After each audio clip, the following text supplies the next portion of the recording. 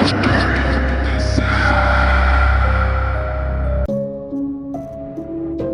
वालेकुम दोस्तों, welcome to my channel deadly stories. मेरा नाम है असद और मैं आपकी भेजी हुई हॉरर स्टोरीज़ को नरेट करता हूँ।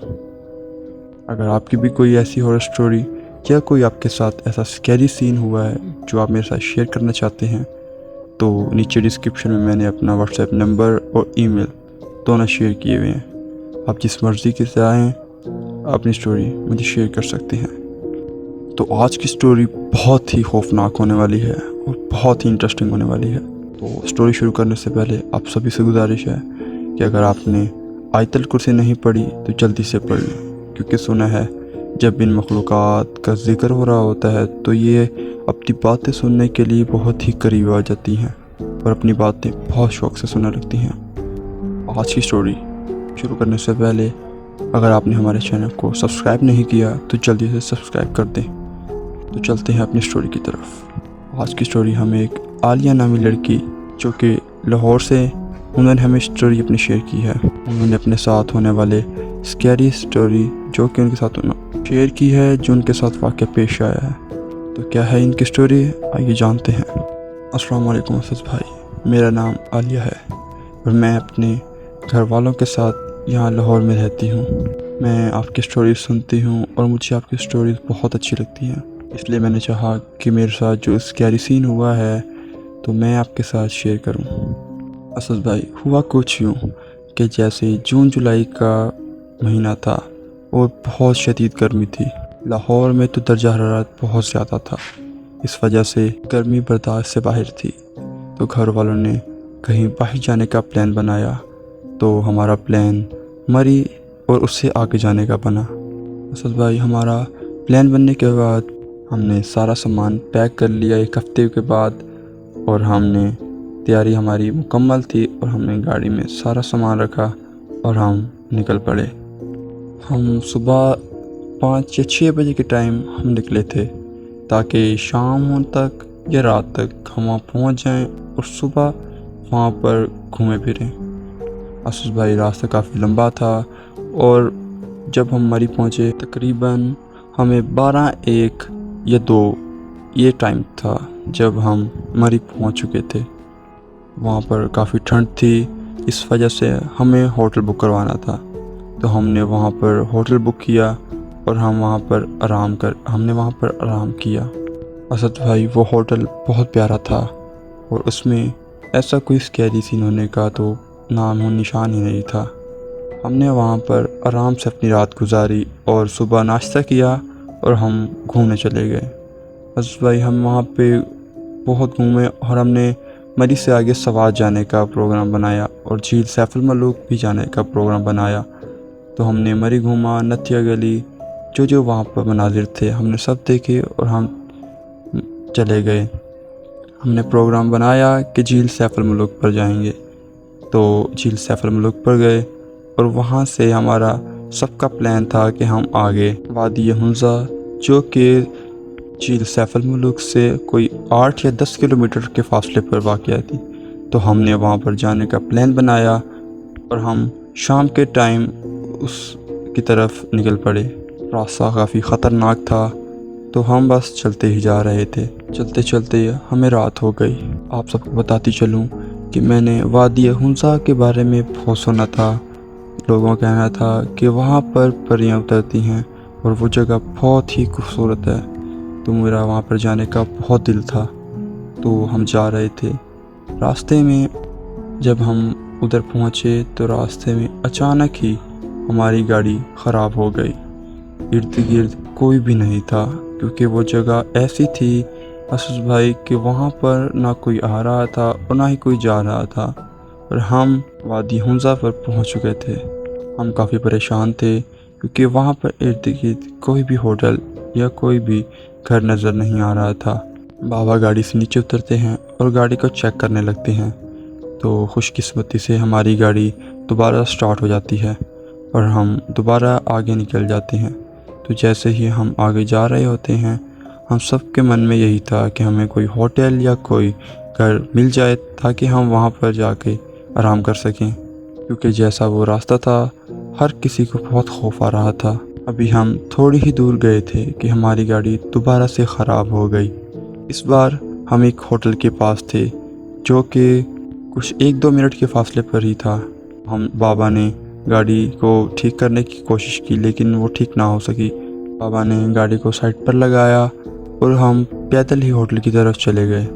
ہم جب ہوٹل پہنچے تو وہ ہوٹل میں جہاں ریسیپشن تھی وہاں پر ہمیں کوئی نظر نہیں آ رہا تھا، اور ہم بہت سوچ میں تھے کہ یہ کون سا ہوٹل ہے جہاں پر ریسیپشن پہ ہی کوئی نہیں ہے۔ بابا نے آوازیں دی کہ کوئی ہے، ہمیں روم چاہیے، تو ایک بھاری سی آواز میں جواب ملتا ہے اور وہ کہتا ہے کہ کون ہو تم؟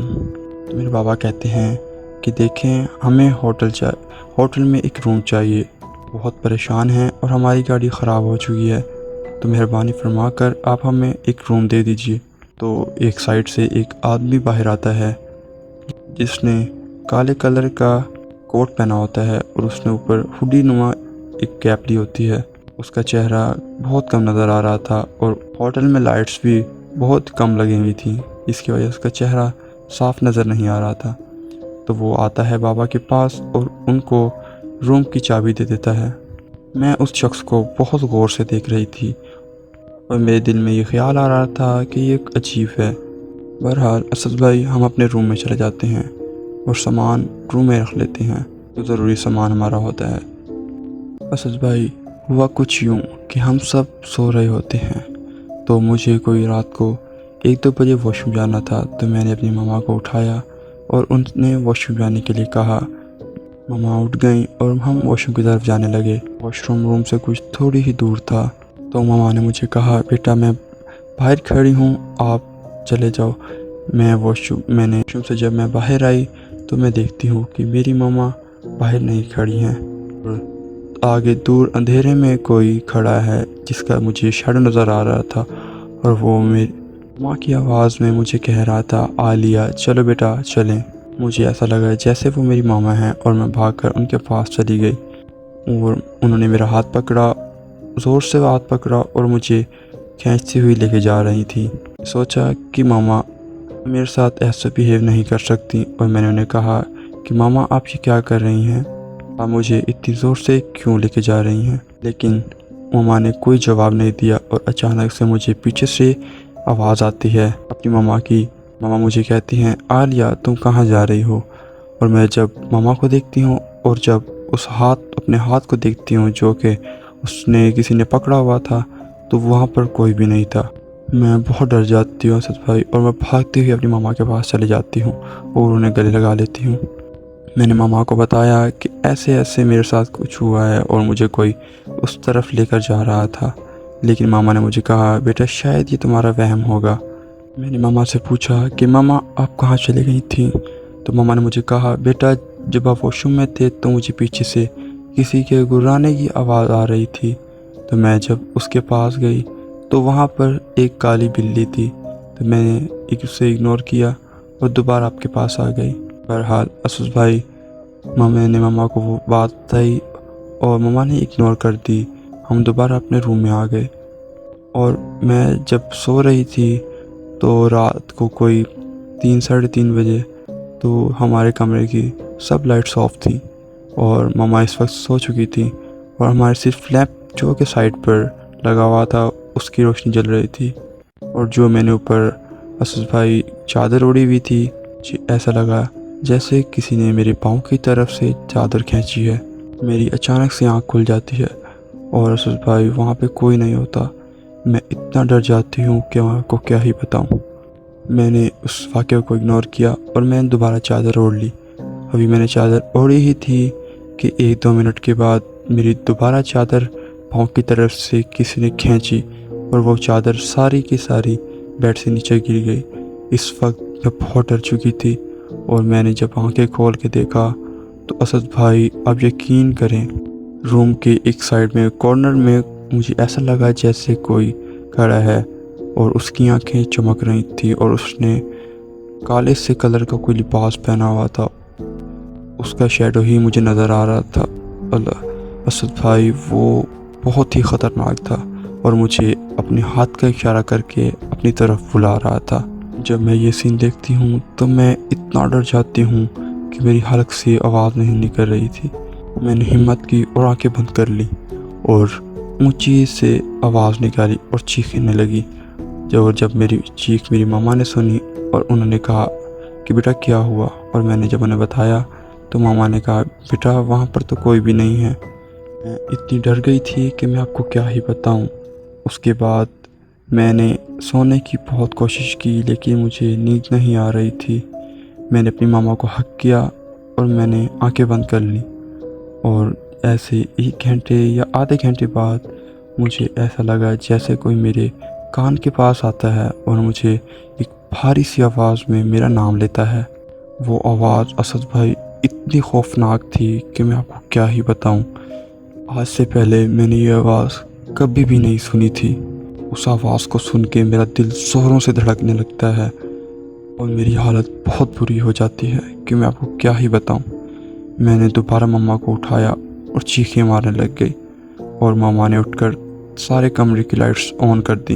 इस टाइम बाबा भी उठ चुके थे और मैंने बाबा को और मामा को ये बताया तो मेरे बाबा और मामा ने कहा कि चलो हम यहाँ से चलते हैं। इस टाइम सुबह हो चुकी थी और अज़ानें हो रही थी। हमने अपना सामान उठाया और होटल से नीचे उतर गए, और जब हम रिसेप्शन पर पहुँचे रूम की कीज़ देने के लिए तो वहाँ पर हमें कोई नज़र नहीं आया। हमने काफ़ी आवाज़ें दी लेकिन वहाँ पर कोई भी नहीं था। हमने रूम की चाबी रिसेप्शन पे रखी और हम अपनी गाड़ी की तरफ चले गए, और जब होटल से बाहर निकले तो साथ ही होटल की एक वर्कशॉप थी जो कि गाड़ियों की थी। बाबा ने वहाँ से मैकेनिक को लिया और गाड़ी के पास हम चले गए। मैकेनिक ने जाकर गाड़ी को ठीक किया और हम वहाँ से निकल ही रहे थे कि मैंने जब होटल की तरफ देखा तो होटल के एक रूम जो कि हमारा रूम था उसकी लाइट्स ऑन होती हैं, जबकि हम सारी लाइट्स ऑफ करके आए थे। उसकी लाइट्स ऑन होती हैं और उसकी विंडो में एक शख्स जो कि वही ब्लैक हुडी और ब्लैक कोट वाला उस विंडो में आता है और मेरी तरफ देख रहा होता है। मैं गाड़ी में बैठी हुई थी और मैंने फ़ौरन से आंखें बंद कर ली। मेरी मामा ने पूछा कि बेटा क्या हुआ है। मैंने कहा मामा कुछ नहीं, बस आप यहाँ से जल्दी से निकलो और मुझे यहाँ से कहीं दूर ले चलो। हमने गाड़ी को स्टार्ट किया और वापस घर आ गए। असद भाई मेरे साथ ये स्कैरी सीन हुआ तो मैंने अब सोचा कि मैं आपको बताती हूँ। और असद भाई मेरा साथ आज के बाद ऐसा कुछ भी नहीं हुआ। तो ये थी मेरी स्टोरी असद भाई। मुझे उम्मीद है कि आप अपने चैनल पर ज़रूर नरेट करेंगे। अल्लाह हाफिज़। तो कैसी लगी आप सबको हमारी स्टोरी? अगर अच्छी लगी हो तो वीडियो को लाइक ज़रूर कर दीजिए और चैनल को तो ज़रूर सब्सक्राइब कर दीजिए। अल्लाह हाफिज़।